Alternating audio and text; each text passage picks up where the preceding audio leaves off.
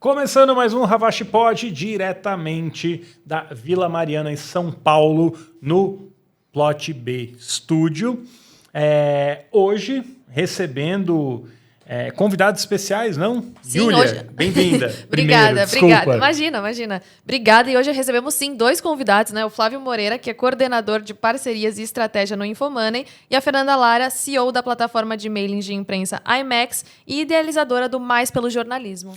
A conversa foi boa, a gente falou de sustentabilidade do negócio, desafio de ter uma operação de mídia em tempos de Google, se o Google é um monopólio ou não, se o Google é bom ou ruim para o jornalismo. Falamos bastante de Google hoje, mas também da importância e relevância dos publishers, né? dos editores independentes, dos veículos regionais, e também quais caminhos para a mídia seguir prosperando aí nos próximos anos, né? Tem um momento desafiador, mas tem alternativas aí, tem caminhos também, né? Sim. Eu sou Guilherme Ravache, consultor palestrante, e hoje, aqui no Ravache Pod, começando mais um Ravache Pod, eu vou receber a Fernanda Lara, que é CEO da plataforma de mailings de imprensa LMAX e idealizadora do Mais pelo Jornalismo. A gente vai falar mais, é um projeto bem bacana de jornalismo. E também vou conversar com Flávio Moreira, que é coordenador de parcerias e estratégias no Infomoney e tem uma newsletter muito bacana de jornalismo dentro do LinkedIn, pelo menos eu acompanho por lá. São duas pessoas que têm trabalhado bastante pelo jornalismo, pela evolução do jornalismo, acompanho o trabalho dos dois. Então, a ideia foi trazê-los hoje aqui para a gente falar mais sobre os desafios do jornalismo, mas também as oportunidades, né? Então, eu vou começar pela Fernanda. Fernanda, obrigado por ter vindo. Flávio, obrigado por ter vindo. Mas a minha pergunta para você é: o que é esse projeto do Mais pelo Jornalismo? Que eu achei bem interessante. Oi, Ravache, tudo bem? Tudo ótimo. Muito obrigada pelo seu convite, viu? Flávio, muito obrigada pela sua presença, poder estar aqui compartilhando contigo. Finalmente, né? Não é nenhuma nem duas vezes, não é segredo para ninguém que eu sou a leitora, a primeira leitora da coluna dele. Obrigado. Para mim é a seleção que me ajuda muito a me atualizar do que está acontecendo por aqui. Bom, Mais pelo Jornalismo é uma iniciativa do IMAX de financiar veículos de comunicação que têm um foco no regional e no segmentado, especialmente publishers independentes. Basicamente, Ravache, a gente pegou parte do que os clientes do IMAX investem na gente ao assinar a ferramenta de mailing de imprensa e decidiu usar esse recurso para fomentar o jornalismo. E fomentar com aquilo que a gente conhece, que é tecnologia. Então, a gente montou uma espécie de combo de tecnologia. A gente provê para o jornalista um layout todo redesenhado, o servidor de hospedagem, toda a tecnologia por trás do portal de notícia, especialmente questões de cibersegurança. Provê para ele o CMS, onde ele vai organizar todas as questões de publicidade e também dos conteúdos deles. CMS é o publicador, para quem não sabe, está acompanhando. É o lugar onde você coloca o título, a linha fina, sobe a foto, enfim. E mais do que a parte tecnológica, a gente está conseguindo construir uma rede de apoio muito poderosa. Então, a gente lançou Mais pelo Jornalismo em novembro de 2025. Novembro de 2024, logo no começo do ano, a gente começou os processos de inscrições, então, que fechou no dia 28 de fevereiro. Então, nesse momento, a gente tem 364 publishers que já aderiram, e a gente agora vai começar a lançar os novos portais desses publishers. Agora, a partir do dia 19, a gente começa a lançar os portais a uma cadência de 25 portais por semana. 25 por semana. Flávio, estou muito feliz de você estar aqui. Você sabe que eu sou um fã tanto da sua coluna no Infomoney, né? Quanto da newsletter, que já tem um tempo maior aí que você vem publicando. E é muito legal que você está justamente falando de jornalismo, né? Eu até cheguei aqui e comentei, acabei de ler a coluna, tava na fila para ler, né? Mas cheguei na coluna sobre a métrica da vaidade, né? São assuntos que, ao mesmo tempo, tão distantes, mas são correlacionados, né? Porque hoje a gente sabe que os publishers têm dificuldades na hora de ter o CMS, ter a publicação, mas também tem uma lógica no mercado de que o publisher só é relevante quando ele tem um tamanho muito grande, né? Que vai muito dessa métrica da vaidade. O jornalismo regional independente, que ainda sofre muito com questões tecnológicas e tudo mais, que vocês estão endereçando, né? Fernanda, de certa forma, se conecta com o que o Flávio vinha dizendo, né, da gente ter hoje essa métrica da vaidade. Então, mesmo os anunciantes, mesmo quem escolhe onde colocar a publicidade, ainda vai muito pelo tamanho. Eu queria que você explicasse um pouco, né, do seu argumento na coluna dessa métrica da vaidade, por que ele leva as empresas, talvez, para o lugar errado, né, e como isso afeta o jornalismo regional e a mídia independente. Claro. Né? Primeiro, obrigado pelo convite. Acho que a gente estava há um tempo aí querendo se falar. Acho que esse conceito das métricas de vaidade, eles nascem de um encantamento que a gente teve com fazer jornalismo na internet, né? A gente fazia jornalismo impresso, de TV ali, ele não era tão mensurável na ponta do lápis, assim, né? Então, hoje a gente sabe exatamente quantas pessoas estão consumindo o nosso conteúdo. E essa virou a métrica ali do page view, a métrica do tempo de retenção, tal, virou a métrica oficial do mercado para falar o quanto que você é relevante para a sociedade, como um fornecedor de conteúdo, de informação. Sendo que, quando a gente está falando de jornalismo mesmo, você pode ter várias outras métricas aí de impacto, engajamento, de construção de comunidade e tal. Só que, por algum motivo, o mercado, principalmente o mercado publicitário, adotou essa métrica da quantidade como o padrão, que você só é relevante se você é muito grande. A gente até estava falando aqui antes de começar a gravação, perguntei, né, sobre esses publishers que são pequenos, né? Qual que é o propósito deles? Porque eles ainda não têm um tamanho para ser relevantes para uma agência, para uma marca grande, e, ao mesmo tempo, eles também não conseguem viver só de mídia programática com o tamanho que eles têm. Então, eles estão num limbo ali de como que eles vivem. Então, se eles ficarem só se baseando nessas métricas de vaidade, eles não vão ter um modelo de negócio que sustentem eles, né? Então, eles precisam de outros modelos que, com uma comunidade menor, com métricas diferentes, eles consigam se monetizar, né? Mas muito dessa relação também é diretamente resultado do Google, né? E do peso que o Google tem. Então, eu queria ouvir de vocês qual é o papel do Google nessa dinâmica, né? Porque hoje a gente sabe, né, que um publisher, sendo regional, grande, pequeno, médio, se o Google empurra, né, se o Discover entrega muito, ele vai ter uma audiência desproporcional. Mas essa audiência desproporcional normalmente vem daquilo que não é tradicionalmente relevante para o jornalismo, né? Exatamente. Como que isso acontece, Fernanda? Olha, essa questão da métrica de vaidade, que na verdade é a questão da audiência, como que a gente mede o sucesso dos portais de notícia, ele sim vem da lógica do Google, porque, digamos, é a única fórmula que a gente conhece. E a gente tem que aproveitar que o mundo está pegando fogo e começar a pensar lógicas novas para tudo isso.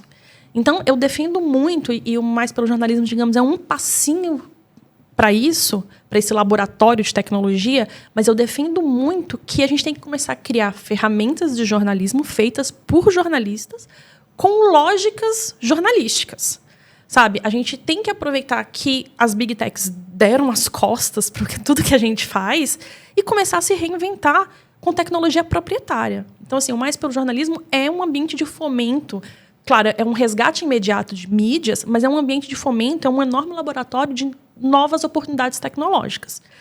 Uma das coisas que eu questiono muito, assim, porque a gente fala métrica de vaidade, em alguns lugares, para mim, as pessoas entendem isso como métrica de vergonha.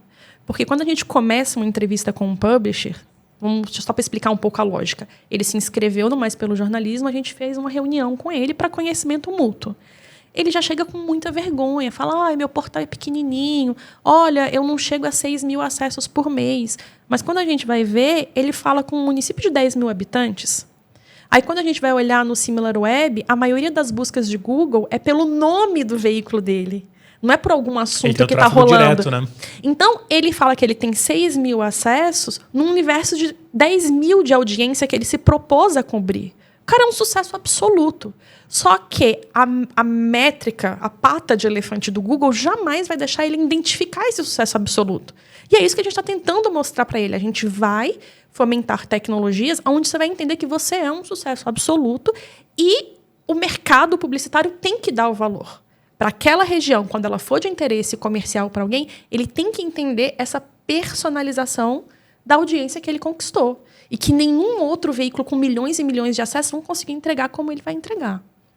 Então, a gente passa por um redescobrimento da nossa lógica de publicidade associado principalmente a pequenos publishers. Existe uma oportunidade, existe uma química muito grande. Se a gente for pensar, as nossas verbas publicitárias que circulam no Brasil, elas são gigantescas. Só de pensar no mercado federal, por exemplo, a verba do governo federal para publicidade vai na casa dos 3 bilhões por ano, 3 bilhões de reais por ano, se juntar o governo federal, as maiores empresas. Então, assim, fomentar isso, encontrar as oportunidades de conexão para os pequenos publishers depende de novas tecnologias. E eu acho que a gente está num momento oportuno onde todas as nossas verdades foram quebradas, onde as pessoas falam de forma descrachada que a imprensa não importa mais, e a gente vai se reinventar. É isso que a gente está tentando fomentar. Uma coisa que eu defendo, até voltando para a sua pergunta do Google, é que essa lógica que a gente está seguindo hoje não está servindo para ninguém. A gente, dependendo muito de Google, a gente está trazendo um usuário que ele não conhece sua marca, não vai se relacionar com você, ele vai entrar lá, vai embora.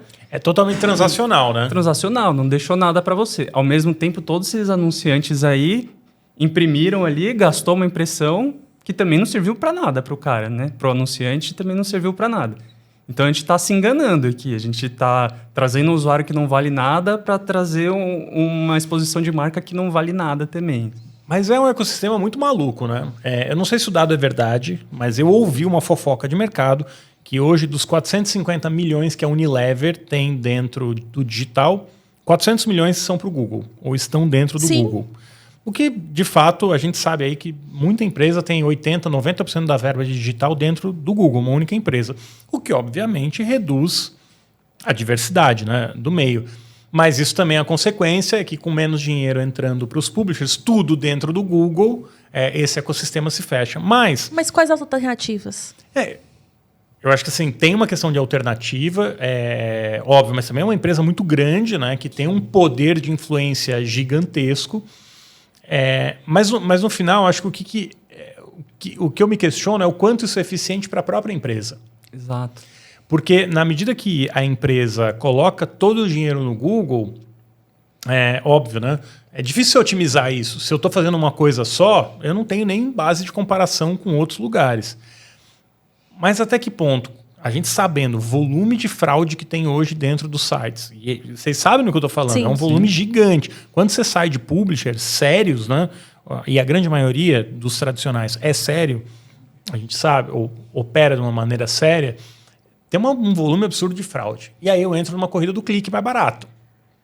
E não só isso. Você colocou um negócio muito importante, que um exemplo como a Unilever, que tem uma verba absurda, que joga tudo no Google, ela não tem controle se ela realmente está financiando informação verdadeira ou se ela está financiando a desinformação. E foi justamente por isso que o World Economic Forum colocou no relatório de risco global que ele faz todo ano, esse ano ele colocou em primeiro lugar que um dos nossos maiores riscos é a desinformação. Justamente porque o orçamento que vai dentro do Google não existe nenhum tipo de controle, monitoramento ou interesse das iniciativas privadas, especialmente, de se identificar se elas estão financiando informações verdadeiras ou não. Simplesmente deixa o algoritmo construir toda a lógica publicitária. Então, muitas vezes a gente está financiando uma mentira que vai acabar destruindo o nosso negócio. E aí, eu dei uma palestra semana passada e eu usei justamente, eu falei sobre desinformação para uma turma na Belas Artes. E aí, um exemplo de desinformação que eu dei para eles eram uma turma que tinham construído branding. Falei, beleza, vamos supor que a sua marca é uma marca de preservativos. E o Ministério da Saúde fala anualmente que as pessoas estão cada vez menos usando preservativos e as que usam, utilizam porque elas têm medo de engravidar e não por medo de doença sexualmente transmissível. Daí que surge uma bagunça na internet, porque uma suposta amante do Neymar falou que ela não vai engravidar porque assim que ela termina a relação, ela faz xixi. E as pessoas todas se informaram com aquilo. E você é o representante de brand de uma marca de camisinha. O que vai acontecer no dia seguinte? Já que a sua comunidade que usa camisinha, na verdade, usa camisinha por medo de engravidar. E aí agora ela foi desinformada que só basta fazer xixi. Suas vendas vão cair, certo? E toda a cadeia publicitária no Google que está financiando esses posts de notícia mentirosos, de certa forma, vão perder valor e vão perder vendas, literalmente. Então, assim, a desinformação ela gera uma cadeia nos negócios que tem escalas astronômicas. E a publicidade via Google financia tudo isso. Por isso que é até difícil culpar o publisher que segue esse jogo, né? Ele está lutando contra quem faz desinformação, quem está conseguindo clique barato. Então, ele tem que jogar esse jogo, só que ele fica dependente. Se o Google mexer ali uma chavinha, como já mexeu várias vezes, você quebra uma empresa numa dessa. Né? E tem uma realidade que, quando eu converso com as marcas têm dificuldade de entender que para cada site que existe, para cada infomoney que existe, existem 30, 40, 50, 100 sites que são feitos copiando o conteúdo do infomoney de diversos publishers, muitas vezes sem nenhum jornalista, e criando títulos cada vez mais apelativos, né? Tanto que, recentemente, eu estava conversando com uma assessora de imprensa e ela comentou comigo. Algum desses sites estava usando a IA para deixar o título mais engajador para o Discover do Google. Discover é a plataforma mobile, né, do Google, que sugere matéria e tudo mais. E aí, o Discover, naquele momento, estava priorizando quem tivesse aspa, porque era visto como uma fonte original. E essa aspa foi inventada pela IA, porque a IA entendeu que se tivesse uma aspa, melhoraria a performance daquela matéria. E essa matéria começou a performar muito bem. O que aconteceu? Esses vários sites que copiam conteúdo alheio viram essa matéria performando bem e fizeram a mesma matéria. Eu acho que isso é o ponto da desinformação, né? Que isso espalha muito rápido e tem um impacto gigantesco. E tem financiamento.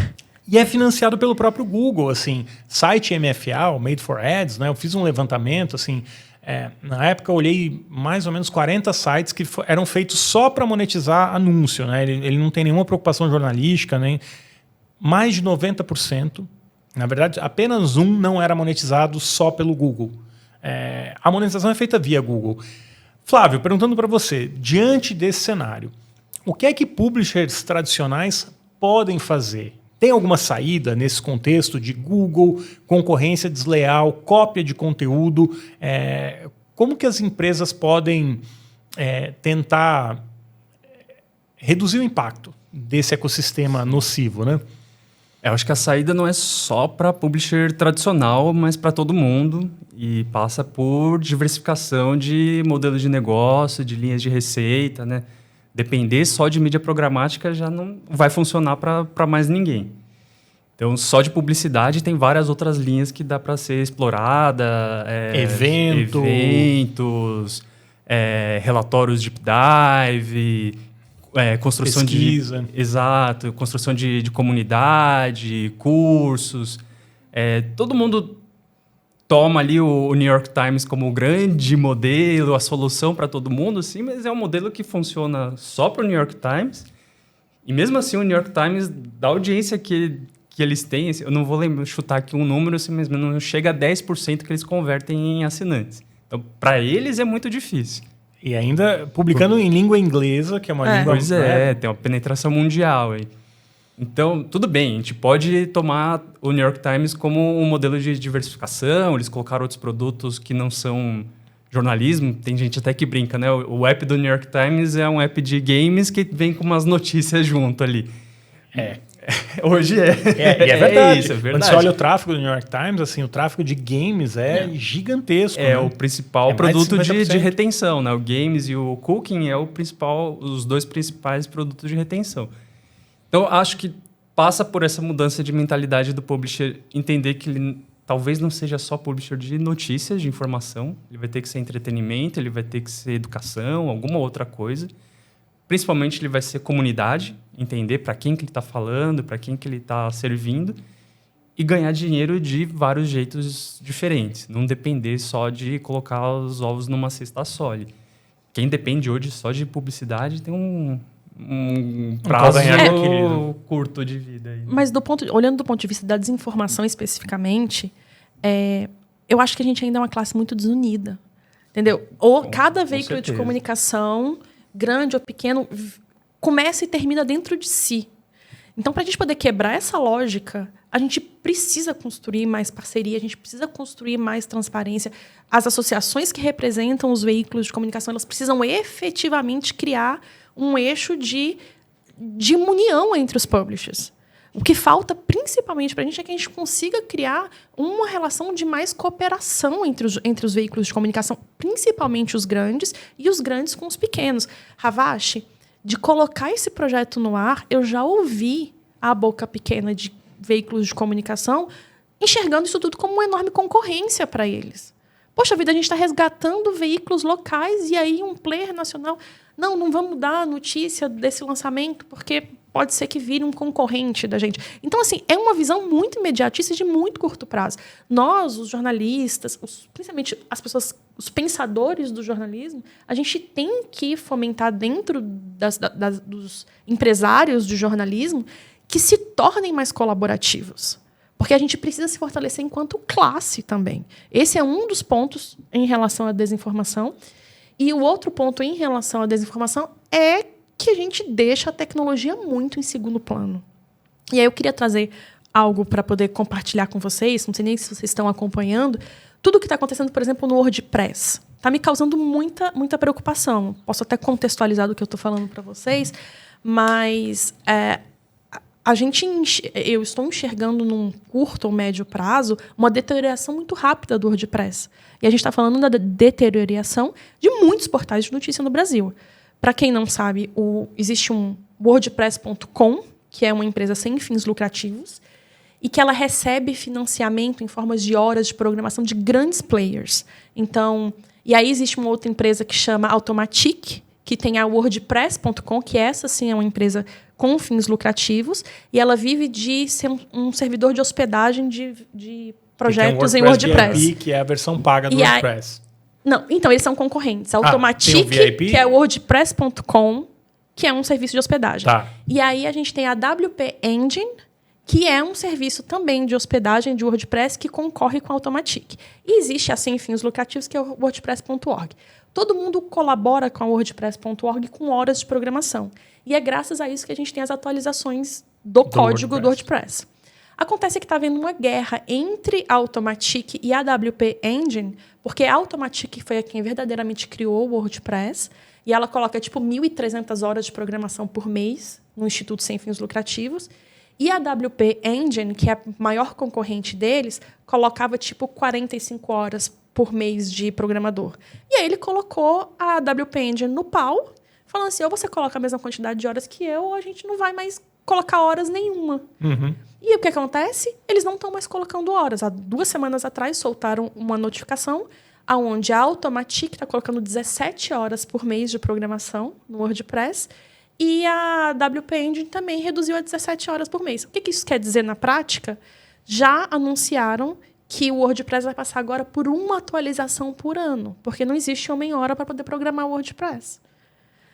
Ora, em tempos de internet, em tempos de inteligência artificial, onde ela ficou excelente em encontrar falhas de segurança, a gente fazer uma atualização por ano de WordPress significa que a gente está próximo a uma catástrofe de derrubar portais de notícia e outros portais baseados em WordPress em massa. Só que ninguém está observando isso especificamente. E por que eu estou falando disso e associando isso à desinformação?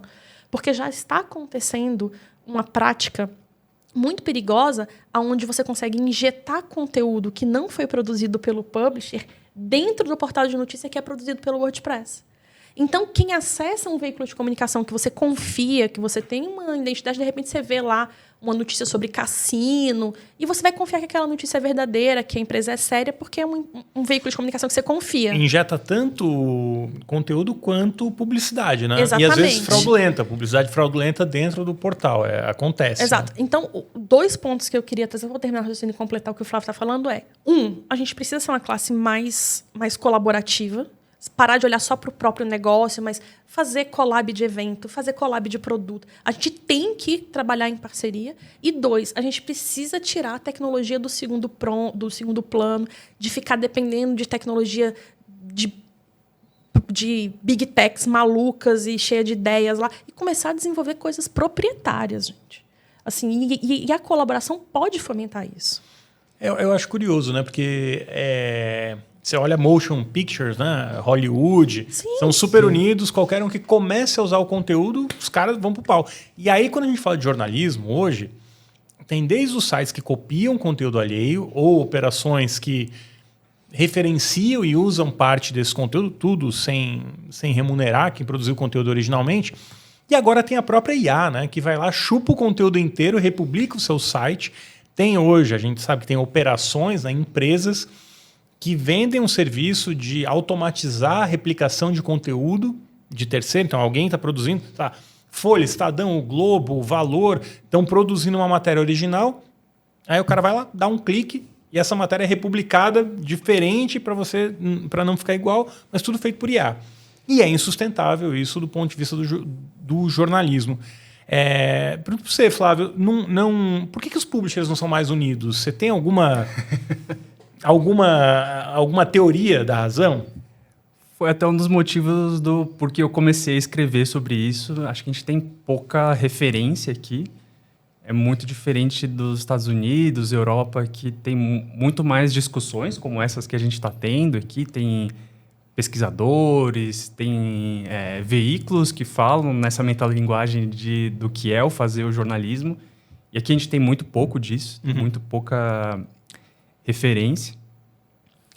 E acho que a gente está nos passos muito mais avançados dentro da crise financeira do jornalismo como negócio. O Brasil está na frente no digital, até no jornalismo, né? É a sensação que eu tenho. Assim, quando eu converso com o pessoal, até do New York Times, veículos gringos, assim, é como se estivesse 3, 4 anos atrás, né? Sim. Só que a crise também chegou junto, né? Então, a impressão que eu tenho é que ninguém se fala, ninguém se une, porque está todo mundo muito desesperado em resolver seu próprio problema. Eu escrevi isso na coluna outro dia. Assim, a gente está tentando reinventar outro modelo aqui. Com a casa pegando fogo. Com a casa pegando fogo. Você está construindo a outra e a que você mora está pegando fogo. Então, para qual que você vai, né? Você apaga o fogo ou você constrói a nova? Eu achei a analogia muito boa, assim, porque realmente, hoje o jornalismo ele é uma casa em chamas tentando construir uma casa nova. Agora, qual o melhor caminho para essa transição? Porque eu entendo... Tá claro, eu acho cada vez mais claro para todo publisher e cada vez mais para o público também, as implicações do Google, da Meta, iniciativas que começaram como... organizar a informação no mundo, como o Google, ou conectar pessoas com a Meta, a gente viu que tem um outro lado que é muito nocivo, né? E que não é só positivo. Organiza a informação? Organiza, mas ao mesmo tempo, como no caso do jornalismo, está matando o negócio, deixou o modelo insustentável. E quando a gente tenta mudar a regra do jogo, a gente vai esbarrar num lobby muito forte. No mundo inteiro. Aqui em Brasília não é diferente. Inclusive com o Google, Meta se aliando à direita. Sim. Né? Sim. A bancada da direita, que basicamente o discurso bom, se vocês passarem qualquer lei aqui, vocês somem da internet, das redes sociais. O que para os políticos é muito preocupante. Direita e esquerda também, porque cada vez mais eles usam essas plataformas. Agora, qual seria o caminho, se é que existe um caminho, para fazer essa transição da casa em chamas para uma casa nova? Acho que tem um caminho de curto prazo aí que tem o papel das plataformas aí, que elas fizeram um estrago e elas são parte da reconstrução também. Como a Fernanda estava falando, tem muita desinformação que é tratada com o mesmo peso do jornalismo bem feito. É assustador isso, né? A monetização é a mesma. Fake news, matéria copiada. Se você entrar no Discover hoje em dia do Google, raramente você vai ver um player que apura, que faz jornalismo original e são sites assustadores, assim, muitas vezes que a gente vê lá, né? O destaque é o mesmo e as plataformas têm os programas lá de financiamento e tal, mas perto do estrago que elas fizeram... peanuts, né? Peanuts. Eu acho que tem um papel delas de participação nessa reconstrução também, porque de alguma forma ela depende do publisher para continuar. Mas realista a gente achar que as plataformas vão se mover sem regulação? De verdade, eu não espero nada das plataformas, porque se a gente ficar esperando, a situação só vai piorar. O que eu enxergo de solução, e eu acho que tem que ser pequenos movimentos, são realmente experimentos, entendeu? É mais ou menos o que eu estou tentando fazer mais pelo jornalismo. Por que não 5.000 portais de notícia? Por que 1.000 portais de notícia? Porque a gente tem que fazer pequenos experimentos para entender os resultados daquilo e depois ganhar escala. Acontece que a gente vive numa velocidade tão frenética hoje em dia que a gente não sabe mais ser pequeno, né? A gente não sabe mais experimentar. A gente já quer chegar bombando, é sempre milhões, bilhões. A gente não sabe experimentar. A gente não sabe mais fazer pequeno, entender o processo e ir evoluindo a partir daquele processo. A gente acha que a gente tem que planejar um negócio e ele já tem que nascer pronto. Teve esse meme há pouco tempo atrás, né, que primeiro a gente faz, depois a gente melhora, mas na prática a gente não aceita fazer isso. A gente já quer nascer com todos os conceitos prontos e fixados, e a gente quer, entre o MVP e a solução final, que as coisas aconteçam num pulo. Então, o Mais pelo Jornalismo é uma iniciativa que a gente tem condição de fazer, de tentar fazer um experimento. E a gente acha que outros experimentos precisam surgir. Principalmente com esse mote de tecnologia proprietária. Tecnologia proprietária. Porque é um momento ideal, assim. Um paradigma se quebrou. As pessoas não confiam mais no mecanismo de busca como confiavam, porque não conseguem achar fácil o que procuravam. Ruim, né? A primeira página é toda artificial... anúncio. É toda de anúncio. Primeira página do Google. O resultado é todo anúncio.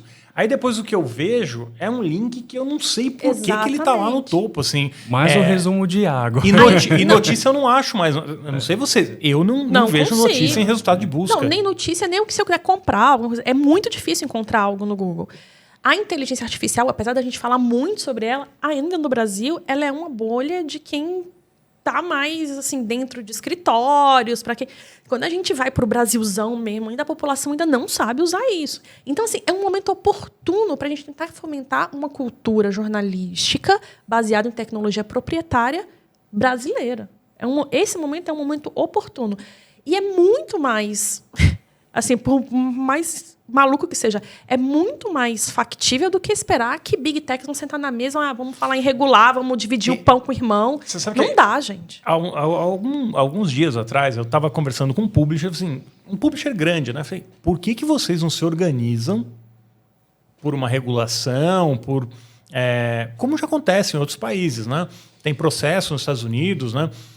De grupos de jornalismo, né? A Associação das Empresas de Jornalismo processando empresas de IA porque extraem conteúdo sem remunerar. E aqui no Brasil, a verdade é que está todo mundo usando conteúdo de publisher sem remunerar o publisher. Olha a resposta que eu vi. O lobby o player disse, o lobby é muito pesado. Pra você ter uma ideia, eu não chequei essa informação, estou repetindo aqui o que eu ouvi. A Confederação Nacional da Indústria, CNI, agora está aliada do Google. Por quê? O Google chegou na CNI e falou, olha, se tiver regulação, a gente vai tirar os data centers do Brasil. E aí, sem data center no Brasil, vai ser ruim para a indústria, né? Você não vai ter todo o investimento na área de infraestrutura, de data center. E não tem a menor lógica isso. Não tem mesmo. Porque se eu tiver uma legislação que exija que o dado seja local, como os Estados Unidos fizeram com o TikTok, diga-se de passagem, vai precisar de mais data center aqui, não menos. Então tem um discurso que eu não sei a quem favorece, mas é um discurso que, pelo que eu ouvi desse publisher, é um discurso efetivo em Brasília. E vamos combinar, né? Data center já tem um backlog de quantidade de data center que a gente precisa construir no Brasil, que o Google pode ir para Papua Nova Guiné, que a gente ainda vai ter anos e anos de fomento da indústria do data center. Então é total fake news. Mas é um discurso poderoso, que move... Sim. E atualmente muito do dado do Google já não é tratado no Brasil. Mas é um fato. Regulação de Big Tech não passou nenhuma lei. Não passa lei para regular Big Tech em Brasília. Tem anos que não passa nada. Pelo menos é a impressão que eu tenho. Mas agora eu vou fazer uma pergunta para vocês, que é a pergunta de $1 bilhão, né? Mais centavos. Mas dá para viver sem Google? Alguém consegue viver sem Google hoje em dia, dentro do mercado editorial? Eu defendo muito você poder ser pequeno, defendo muito essa união que a Fernanda está falando, defendo muito você ser de nicho. Mas você viver sem Google é muito difícil. Hoje é muito difícil, porque para você ser pequeno, hoje o mínimo para você ser publisher é muita coisa. Você tem que ser um site, você tem que ser um canal de YouTube, você tem que ter redes sociais fortes, você tem que ter comunidade. Fazer evento, fazer comunidade. A estrutura mínima para você ser pequeno hoje já é muito grande. Aí acho que depende de iniciativas como a sua, que em comunidade conseguem se apoiar.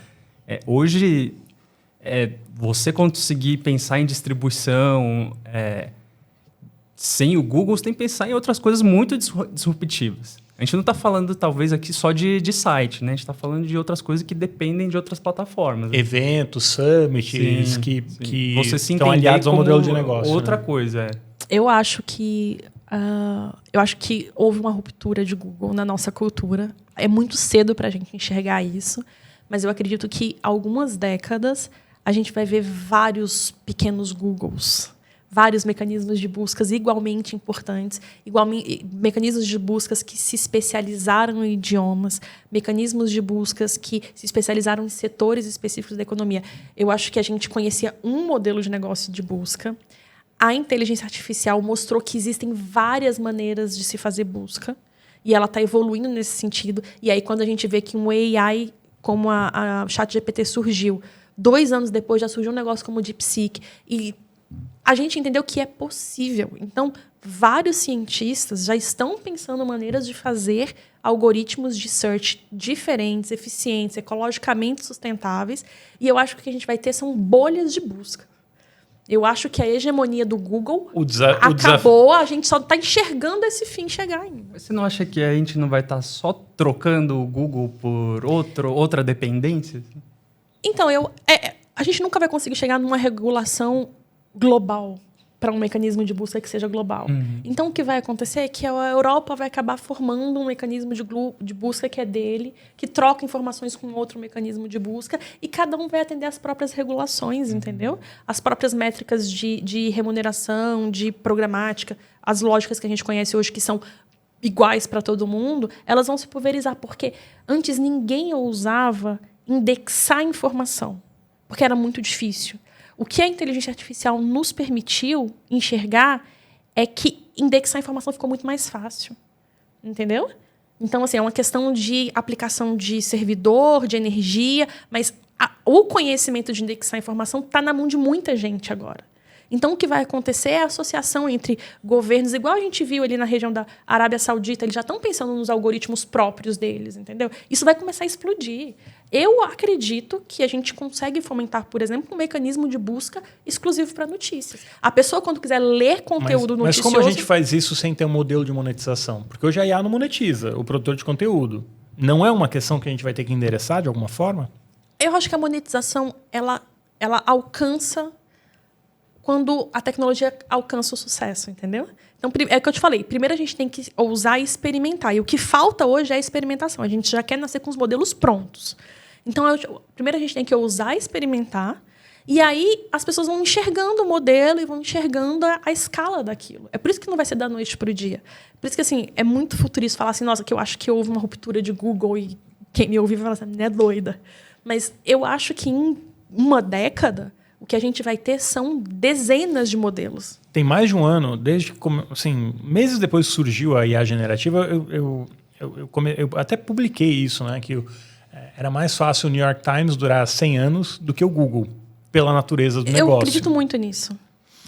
Mas, ao mesmo tempo, tem um impacto no hoje, no presente, né, em como as empresas estão operando. E eu entendo o que você está dizendo dessa diversificação, acho que o DeepSeek também vai endereçar essa questão. Mas eu não sei se a gente tem fôlego para chegar nesse momento de virada.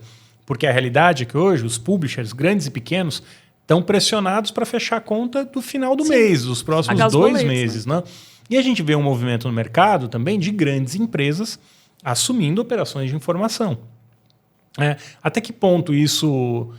eu não sou contra, eu acho que é benéfico. Eu acho que as pessoas são inteligentes, elas sabem... que mesmo quando uma operação ela é patrocinada por uma empresa, essa empresa tem interesse, mas como toda empresa tem seus interesses.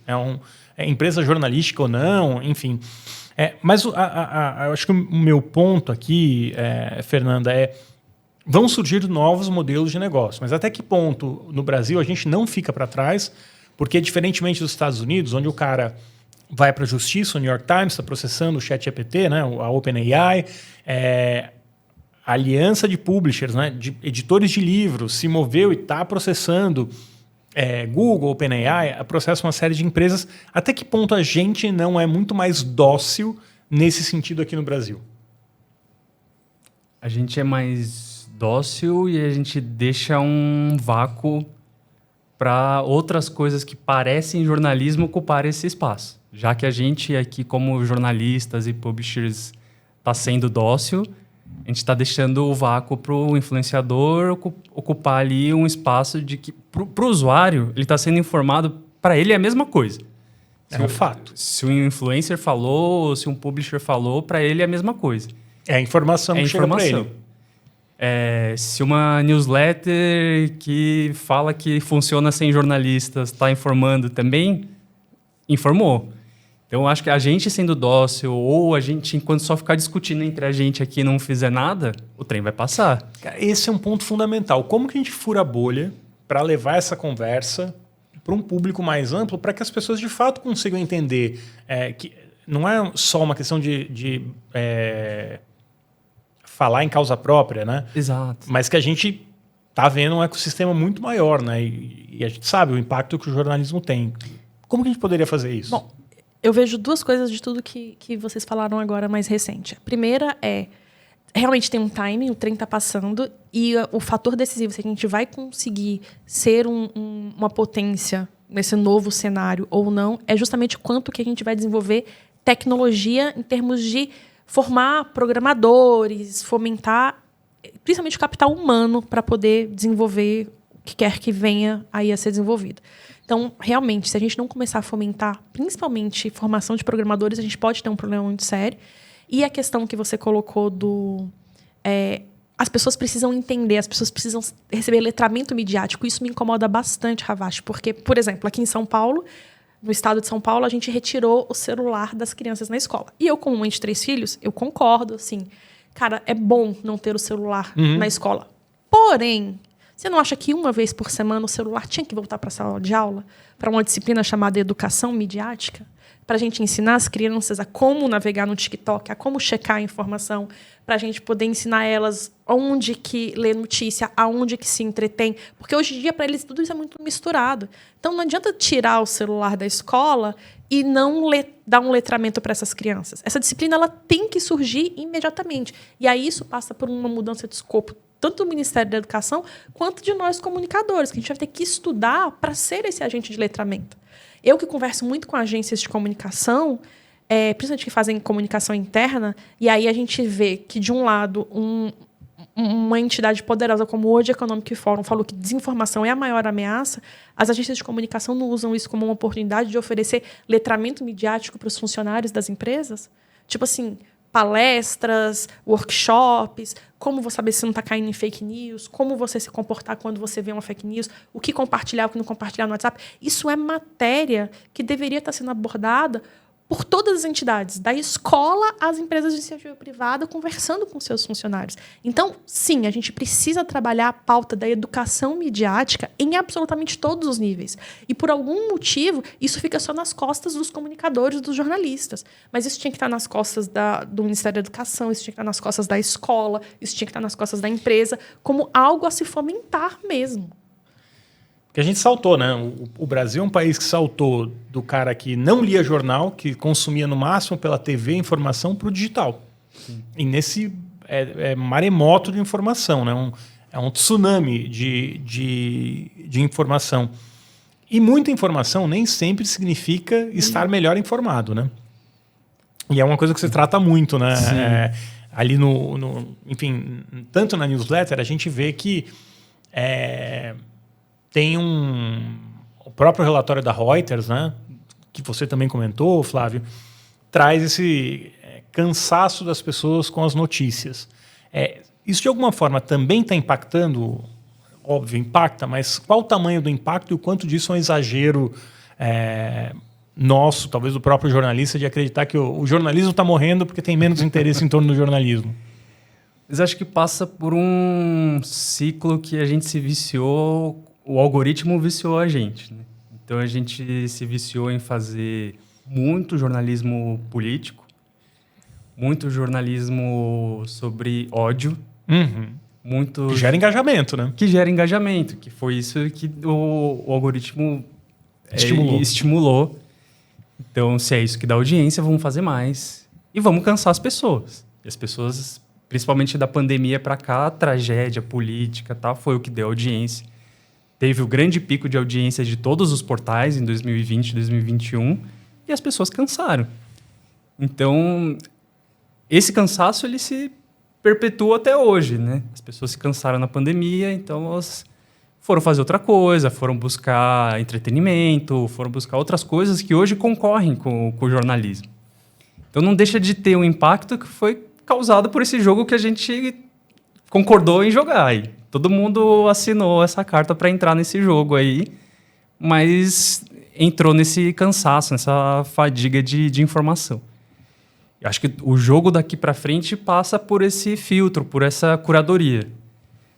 Em tempos de inteligência artificial, que a informação tá muito fácil de chegar na sua mão, que ela vai personalizar, cada vez mais o olhar, a opinião de alguém que você confia vai ser importante, né? Então, acho que esse filtro do curador é o toque humano que ainda tem que viver ali, né? O Flávio está falando que o conteúdo é o rei, né? É isso que ele está falando, o conteúdo é o rei. E eu acho que as pessoas elas consomem menos notícia porque elas não se veem representadas no noticiário. Da época que eu formei em jornalismo para hoje, o que eu sinto é totalmente desidratado de personagem, por exemplo, as reportagens. E antes você via um senso de comunidade na reportagem porque você via o seu vizinho representado na matéria, você via alguém que você conhecia representado nas reportagens. Então, esse esvaziamento, por mais que a pauta seja tensa, seja política, seja negativa, acho que uma das coisas que desestimula o consumo de notícia é que você não se identifica mais naquela notícia. Parece que não é feito sobre você, sobre a realidade que você vive. Porque é o modelo de negócio. A gente faz para pensar numa audiência como um todo. A gente não pensa na pessoa. Porque ali, né? hoje eu fazer uma nota sobre uma das reportagens, não é nem reportagem, uma das matérias, ou um dos textos, né, mais lidos no Discover nos últimos, provavelmente no ano, aí, desde o início do ano, aí, 4 meses, é uma reportagem sobre o que significa acordar às 3 horas da manhã. E aí, se é espírito, entendeu? Isso tem várias versões, mas esse tema trouxe muita audiência. Alguns publishers, inclusive tradicionais, entraram na história porque dá muito clique. É um dos vídeos mais vistos no TikTok esse ano. E tem o vídeo no TikTok. Enfim, isso se propagou. Jornalisticamente, você acordar às 3 horas da manhã... Falta de ansiolítica? Olha, é questionável o ponto, mas o fato é que eu fazer uma reportagem sobre acordar às 3 horas da manhã vai me gerar mais dinheiro do que eu sair para entrevistar uma pessoa na rua, na comunidade. Porque eu tenho o custo do carro, a hora do jornalista que saiu. Aí ele fez uma entrevista que provavelmente não vai engajar dentro do Discover.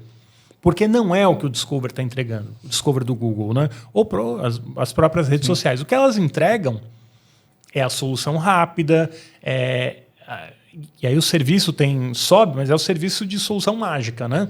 Então eu vou saber o que causa, se é espírito que eu vou fazer para resolver a questão do espírito, o que a folha de louro vai fazer no chá, isso é outra coisa que dá muita audiência. Então eu acho que tem essa questão concordo com você na questão do letramento, mas também tem um mecanismo perverso, né, das redes e do algoritmo, que é te trazer para aquilo que chama a sua atenção, te prende, mesmo que aquilo não agregue nada na sua vida. Porque você saber que é um espírito, ou saber não é a palavra, né? Um texto que diz que pode ser um espírito, né, perturbando 3 horas da manhã, o que agrega isso para a sua vida? E para o publisher, o que serviu para ele, né? Você deu dado para ele? Que valor ele construiu, né? Você se cadastrou numa newsletter? Nada. Você entrou lá no Discovery e saiu. Exatamente. Qual que é o propósito da sua mídia? Por isso que eu acho que a gente está num momento de transição de propósito, né? Como, por mais que você tenha audiência, que volta no começo do que a gente estava falando, por mais que você tenha audiência, tenha os cliques, aquilo ali já não te remunera como remunerável. Então, é uma métrica de vaidade. O que vai, de repente, fundamentar a sua remuneração é a sua fidelidade com a audiência. E talvez você tenha que resgatar algum dos princípios jornalísticos para você ter essa... Então, vamos lá. Assim, na prática, felizmente, a gente tem um número considerável de jornalistas e diretores, né, de organizações jornalísticas que acompanham aqui o podcast. O que vocês veem hoje como boas referências no mercado? Acho que ninguém encontrou um caminho certo, mas quem hoje vocês no Brasil ou fora do Brasil veem como referências daquilo que está sendo bem feito? Como resposta ao Google, como resposta a esse modelo perverso que a gente tem hoje em dia no nosso mercado? Eu gosto muito de uma referência do Clarim. Eles são muito bons, né? Que conseguiu chegar num modelo sustentável de assinaturas, mas que também mudou todo o processo de como eles fazem a notícia. Eles olham muito para dados, eles olham muito para perfil de usuário, eles conhecem muito dado de usuário e isso determina as pautas deles. Eles estão servindo a comunidade. Mas aí, Flávio, até que ponto o Clarim é bem sucedido porque faz jornalismo ou porque tem toda uma série de serviços em torno do clube do Clarim, por exemplo? Com cartão de crédito, desconto, imposto de gasolina e por aí vai. Até aí, um monte de publisher tem clube e não consegue ter o mesmo sucesso. Eu acho que, com certeza, o clube faz muita diferença na decisão de assinar. Mas num país em crise como eles estão, que precisa entender a economia, precisa entender a política, e eles conseguem explicar isso para a população, que tem também um letramento midiático muito melhor do que o nosso, né? Então, por isso que acho que eles valorizam um produto desse. Assim. Mas acho que eles conseguiram cumprir um papel jornalístico atrelado ao modelo de negócio. E acho que ninguém vai fazer nenhum dos dois sozinho daqui para frente, né? Você só vai ter um negócio bom de jornalismo ou só um veículo bom. Não, né? E eu não vejo o clube como algo negativo. Eu acho que ele está prestando um serviço para a comunidade. Como a publicação que você citou no início, Fernanda, que atende 6 mil de 10 mil habitantes, ela é fundamental. Sim. E os meus exemplos, eles também são muito relacionados ao jornalismo local, porque essas grandes marcas de jornalismo que a gente conhece, na minha opinião, elas jogam um jogo muito semelhante, né? Todas usam ali as estratégias muito semelhantes, está consolidado, funciona para eles, mas eu tento não normalizar o que a gente chama de publisher como se fosse um monobloco homogêneo, entendeu? E a experiência que eu tenho tido com os publishers que se cadastraram no Mais pelo Jornalismo, eu percebo que tem... Ali eu estou vendo uma essência que é de muita criatividade. Então, por exemplo, para citar um nome, assim, tem um veículo que entrou no Mais pelo Jornalismo e que eu estou muito impressionada com o trabalho dele, que chama Guarulhos Todo Dia. Ele está completando 1 ano de história agora em abril, ou seja, ele surgiu em abril do ano passado. Ele foi premiado pelo Google, porque ele participou daqueles laboratórios iniciais e tal. Ele foi premiado. Ele é uma mídia de um jornalista apenas. E o objetivo deles não é cobrir a cidade, mas é fazer análise da cidade. Então, por exemplo, eu vou fazer um comparativo do preço do ovo dos 10 maiores mercados na cidade de Guarulhos. E aí ele tentou entender por que tinha essa variação de preço e tal. Então, é sempre matérias que a comunidade de Guarulhos precisa acessar, não cai no senso comum, porque você não vai encontrar aquilo em nenhuma outra mídia. E ele tem ali... A audiência dele está fidelizada. As pessoas elas entram porque elas sabem que ele vai botar 3, 4 matérias por dia, todas muito analíticas. Então, ele consegue ver que são as pessoas que sempre voltam no próprio portal dele. Ele tem em torno de 180 mil acessos por mês de uma população que está fidelizada com ele. Justamente porque ele não foi atrás de fazer 30, 50 matérias por mês, mas as 3, 4 que ele coloca por dia não vai encontrar em lugar nenhum. E é uma análise profunda do que ele se propôs a cobrir, que é Guarulhos. Mas como ele se paga, Fernanda? Então, ele tem se desenvolvido, ele fala que ele está otimizando a programática dele. Cada mês ele percebe que ele está recebendo mais da programática. Agora que ele já tem 1 ano de história, com a audiência confirmada, ele está começando a negociar com o comércio local da região. Não falando dele, mas falando de outros publishers. Algo que a gente está tentando fomentar bastante no Mais pelo Jornalismo, por exemplo, é uma questão de publicidade legal. Você precisa seguir vários requisitos para o veículo regional receber publicidade legal, mas é uma verba muito bacana que tanto o governo, as prefeituras precisam publicar aqueles editais, etc., mas as empresas de SA, essas coisas, também precisam publicar os seus balancetes. Então, é um negócio que eles abandonaram. Dentro do Mais Pelo Jornalismo, a gente trouxe todo um escopo de serviço para você implementar jornalismo, publicidade local nos portais de notícia. É uma fonte de fomento de recurso que vai muito bem. Tem um outro portal que também está no MPJ, que eu admiro bastante, que é o Debate 24 Horas. Ele é de Rio das Ostras, Rio de Janeiro. Também cobre outras cidades ali. Ele deve ter uns 10 ou 15 comércio local que patrocina ele. Além disso, ele tem publicidade local. É um jornalista é uma redação de um jornalista só. Aliás, isso é a identidade do Brasil, né? Redações de um jornalista só. E ele vive só do veículo de comunicação, se remunera pelo veículo de comunicação, e ele tem as publicidades com as empresas da região dele. Por quê? Porque ele tem audiência, ele tem a identidade da região. As pessoas jogam no Google o debate, porque não guardam a URL, para acessar a home do portal dele, e dentro da home do portal dele é que elas vão decidir o que elas vão ler. Então, existe um jornalismo local que ele fervilha. O que a gente precisa é organizar oportunidades deles fomentarem aquilo em recurso. Até você estava comentando da verba de governo, né? Me surpreende, por exemplo, que o governo, não raro, critique as Big Techs e, ao mesmo tempo, bote uma parte considerável da sua verba dentro das Big Techs, né? Dentro das plataformas. Né? Acho que é uma questão para ser, talvez, repensada, reavaliada. Porque tão importante quanto regular também é ver para onde está indo o dinheiro. Né? E grandes organizações, grandes empresas, como você disse, Fernanda, têm oportunidade de rever. Tem um problema? Não, elas são donas do dinheiro, elas fazem o que elas bem quiserem com o dinheiro. Não é uma crítica a maneira que elas usam, mas, ao mesmo tempo, essas empresas também estão se tornando reféns do Google. Né? A gente sabe que qualquer empresa, a hora que o Google entra no mercado, ela vai.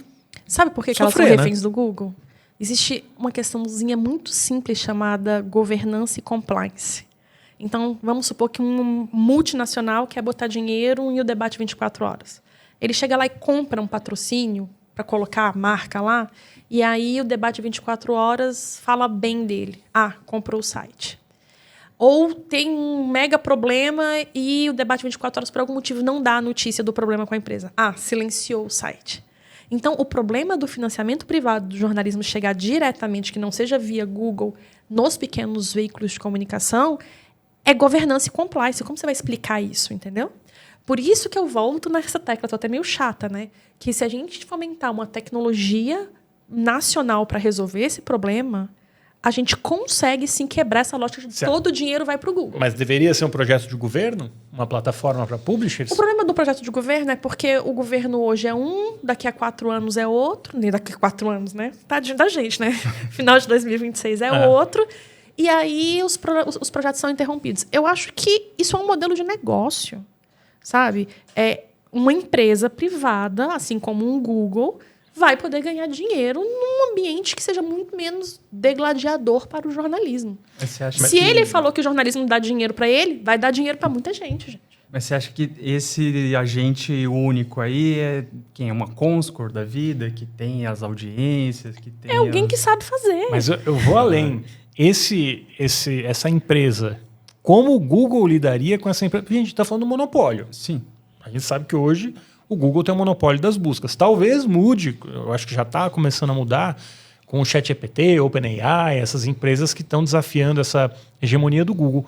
Mas o fato é que quando o Google hoje na Europa diz notícia não é importante para a gente pode viver sem notícia porque não muda a nossa receita, como eles divulgaram agora recentemente numa pesquisa super enviesada. Né? Eu contrato a pesquisa sobre mim mesmo e aí a pesquisa que eu fiz disse que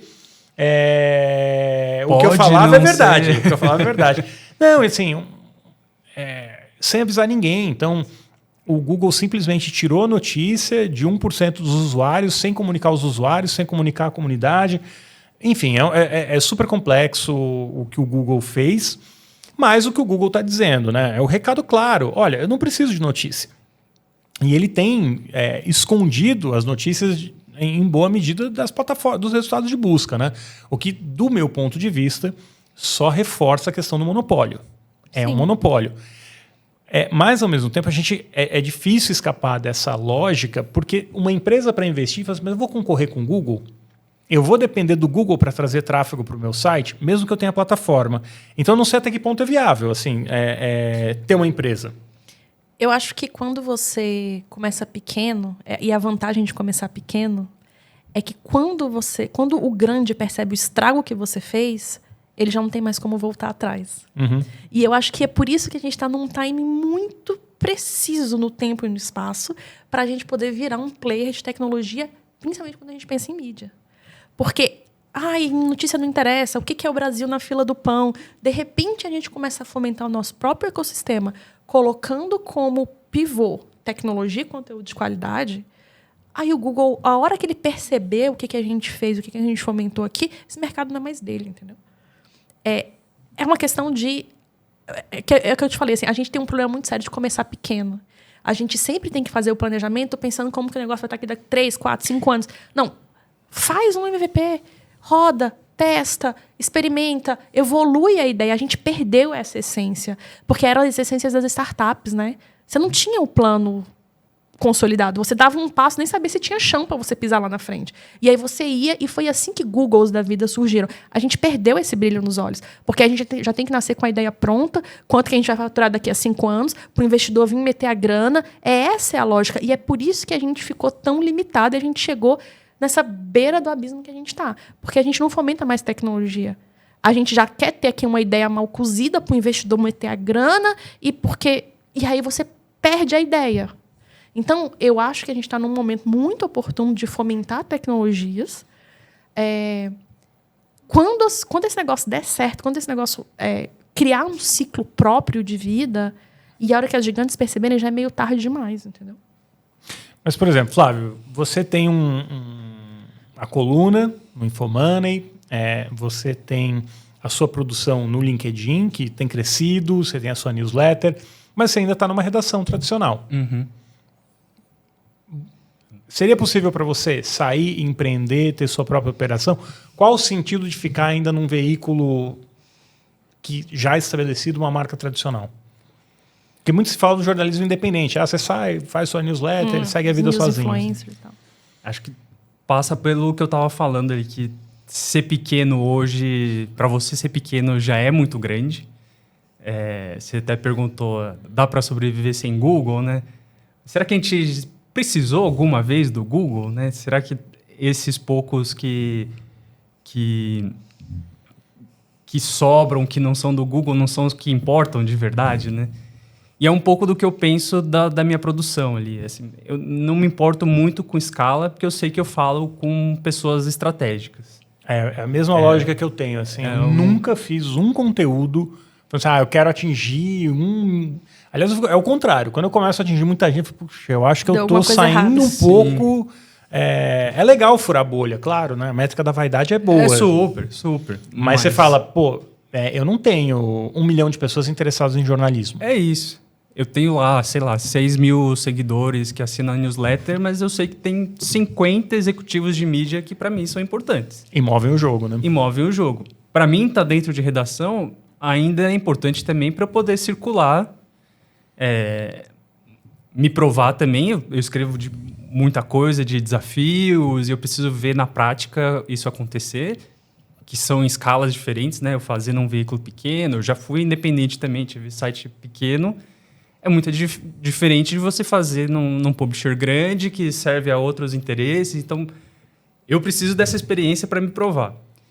E chegando no fim da sua pergunta, eu acho muito difícil hoje uma operação pequena ela ser sustentável. Assim, para você ter anúncio do governo, você precisa ter carta de Comscore, que já é uma grana.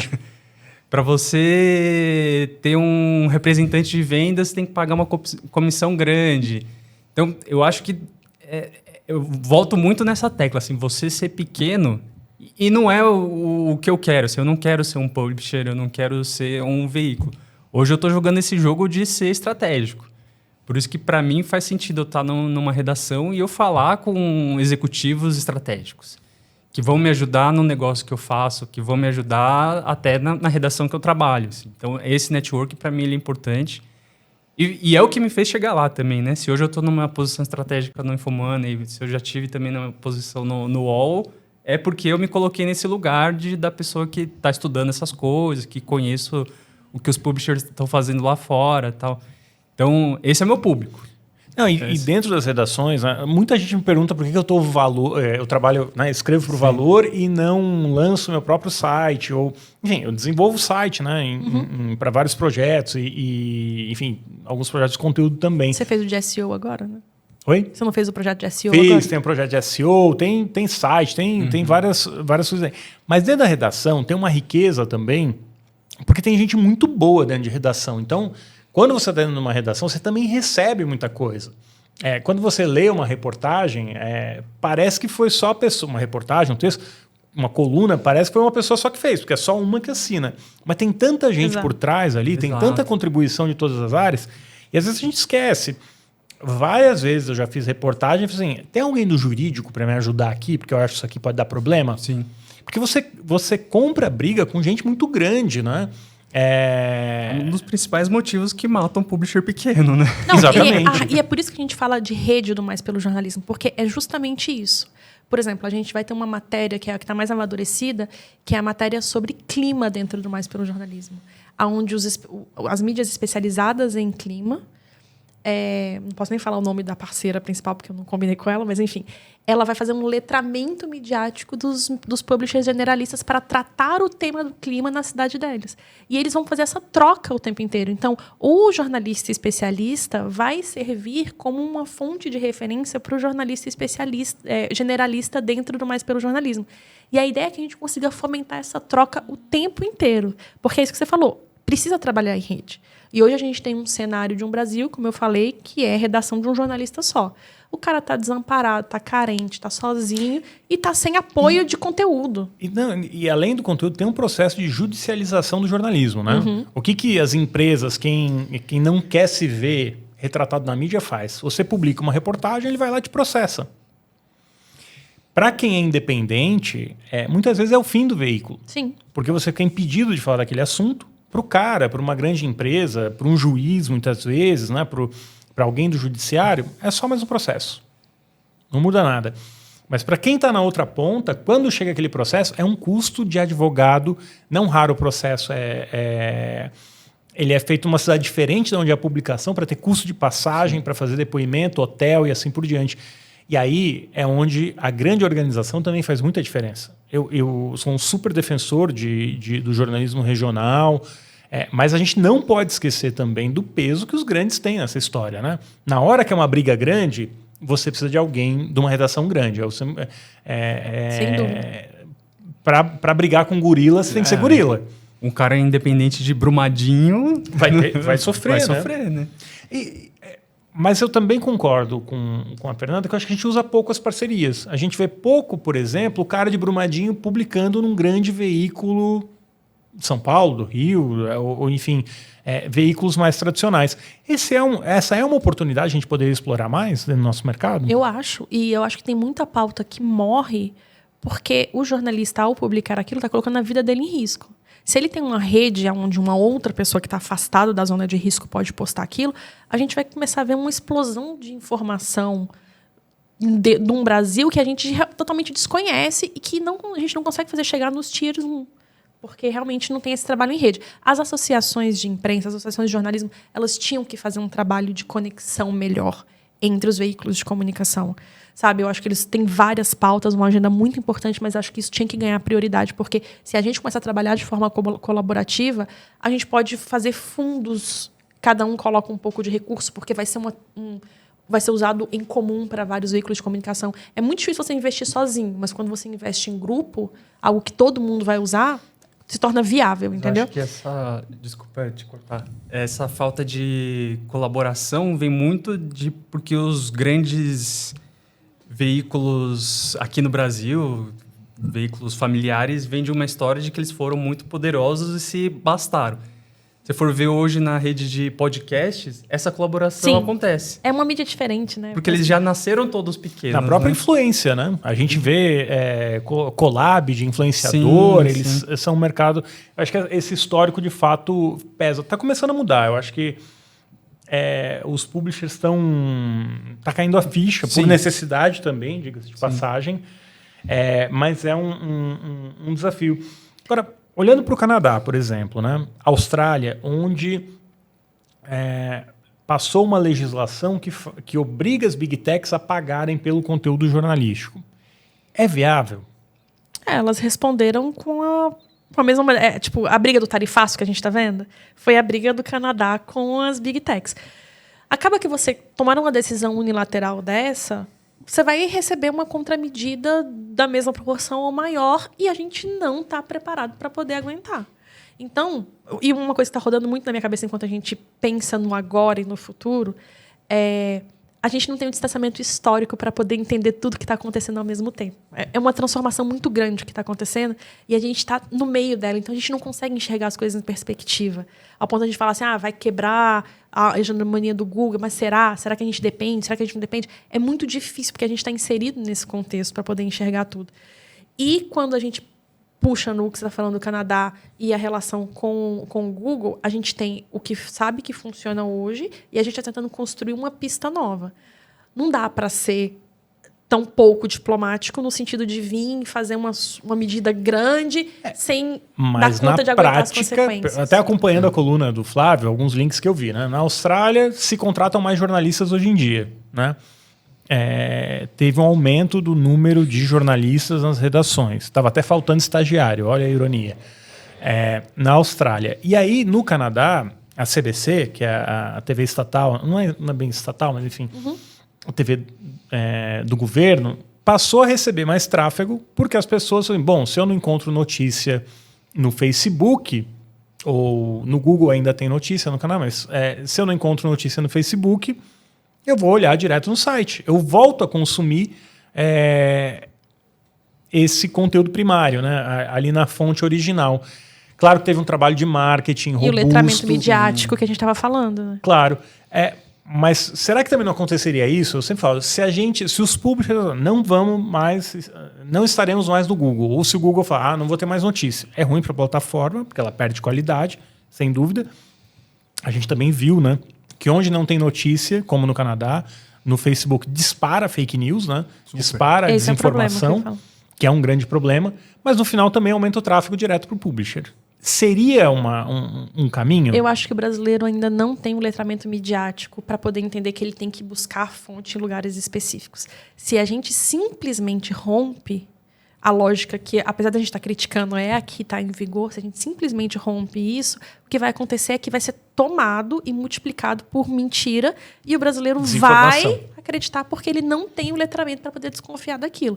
Por isso que eu falo que não dá para criar uma ruptura, a gente tem que fazer uma construção. O agente público tem que trabalhar na parte da educação, a iniciativa privada tem que trabalhar na parte da conscientização e da redistribuição da sua receita. Muitas vezes não é gerar lead, é simplesmente fomentar uma lógica nova, entendeu? Eu acho que vai acontecer um fenômeno, se isso acontecesse aqui no Brasil, ia ser um fenômeno polarizado. Assim. Quem teve dinheiro, já gastou com marketing, vai ter Quem tem marca se beneficia. Vai se beneficiar. Quem dependeu sempre de só distribuição, vai sumir. Quando eu tive um site independente, que era muito dependente de Google, eu falava para minha equipe, a gente começa um site novo todo dia aqui. Então, se você perde o Google e o Facebook, acabou o site. E acho que tem muita gente que vai ficar pelo caminho se isso acontecer aqui, porque não vai ter marca, né? É bom que dá para a gente falar horas, né? Mas como a gente já está aqui estourando o tempo, eu queria encerrar ouvindo de vocês uma mensagem para quem hoje está na redação, que perspectiva vocês veem e qual seria o conselho que vocês dão para os veículos. Começar com você. Bom, vou começar aqui porque eu escrevi esses dias um post sobre lições para uma carreira sem riscos no jornalismo. Bem legal o post, por sinal. Então, acho que falando menos para os publishers e mais para o profissional, que acho que os publishers de algum jeito estão amparados, os nossos colegas acho que estão um pouco menos. Então, coisas que eu falei ali. Ter uma reserva de emergência, a gente está num mercado que é muito instável, muito fácil ter um passaralho surpresa e tal, então a gente vai ser surpreendido. Meu conselho é sempre gaste menos do que você ganha. Exato. Eu sei que é difícil, mas é importante, né? ter um networking bom. Nosso mercado também ele é muito fechado. Hoje, eu não conheço mais ninguém que consegue uma vaga boa por anúncio, que não seja por indicação. Então, networking bom. Sair bem dos lugares também. O jornalista gosta muito de sair brigado. Então, sair bem dos lugares. E, por último, um que eu gostaria muito é cuidar da saúde mental. A gente tem que olhar para a saúde mental de quem trabalha com a gente e para a nossa própria, porque do jeito que a gente trabalha hoje aqui... Não é saudável, né? Não é saudável, eu sei que... Não é sustentável, Não é né? sustentável, exato. Do jeito que a gente está trabalhando hoje com... Volta para o modelo de negócio. O modelo de negócio está enlouquecendo a gente, está fazendo os executivos enlouquecerem as equipes, então alguém tem que tomar alguma atitude sobre saúde mental, assim, nem que seja você com você mesmo ali. E, Flávio, deixa também a sua newsletter, onde as pessoas encontram o conteúdo que você produz, onde elas podem ler o seu conteúdo. Ótimo. Acho que tem 2 lugares. Acho que o principal é o meu LinkedIn. Procura por Flávio Moreira. Quem me adicionar lá já tem a notificação automática para assinar a minha newsletter. E a minha coluna no Infomoney agora toda quarta-feira. Bom, eu nem tenho muita propriedade assim para falar para o jornalista, porque minha carreira é toda relacionada ao pessoal das agências de comunicação, assessoria de imprensa. Então, eu não tenho nem a propriedade que o Flávio tem de passar dicas. Mas, assim, esses últimos 3 meses eu tenho convivido muito com os publishers independentes no processo de entrevista do Mais Pelo Jornalismo. E o primeiro recado que eu dou é que o conteúdo ele é o rei. Então, a gente tem que puxar aquele jornalista que tem lá dentro da gente e buscar o conteúdo original e buscar aquela ousadia na ponta do nariz para trazer realmente o que é inédito no jornalismo. Fugir das pressões pela cópia exacerbada, especialmente agora onde a gente endeusa o que é feito pelas inteligências artificiais. O seu conteúdo original ele ainda é motivo de ambição, principalmente das big techs, dos algoritmos, e ele é aquilo que a audiência está procurando. Então, assim, deixa florescer toda a criatividade que você tem. Eu queria deixar registrado aqui um publisher que a gente conheceu, que ele começou o trabalho dele colocando caixas de som nos postes do bairro onde ele queria fazer uma rádio web. E aí ele ficava gritando no microfone e as caixas de som espalhando. E era assim que ele fazia o noticiário da cidade dele. Então, assim, existe um jornalista muito guerreiro por aí e que tem esse tipo de criatividade para poder fazer a notícia e o conteúdo que é o rei chegar nas pessoas. Os mais cínicos poderiam dizer que o conteúdo é rei, mas a distribuição é rainha e manda na casa, né? Tá ótimo. Flávio, Fernanda, super obrigado. Prazer tê-los aqui. Vamos voltar mais vezes, né? Vamos repetir, que tem mais conversa aí, com certeza. A gente não falou de saúde mental, que é um assunto super pertinente dentro do jornalismo hoje em dia. Não só no jornalismo, várias profissões. A gente sabe que é uma questão muito delicada aí dentro das redações. E é importante você ter abordado isso, né, Flávio? Porque a gente tem visto nas redações, a gente sabe que sempre foi uma questão, né, histórica, né, nas redações, mas com esse ciclo tão rápido da internet tem se tornado um desafio ainda maior. Mas fica aqui já a promessa, a gente vai abordar esse assunto especificamente de saúde mental dentro das redações aí em breve. Obrigado. Obrigado. Muito obrigada, gente. Até mais.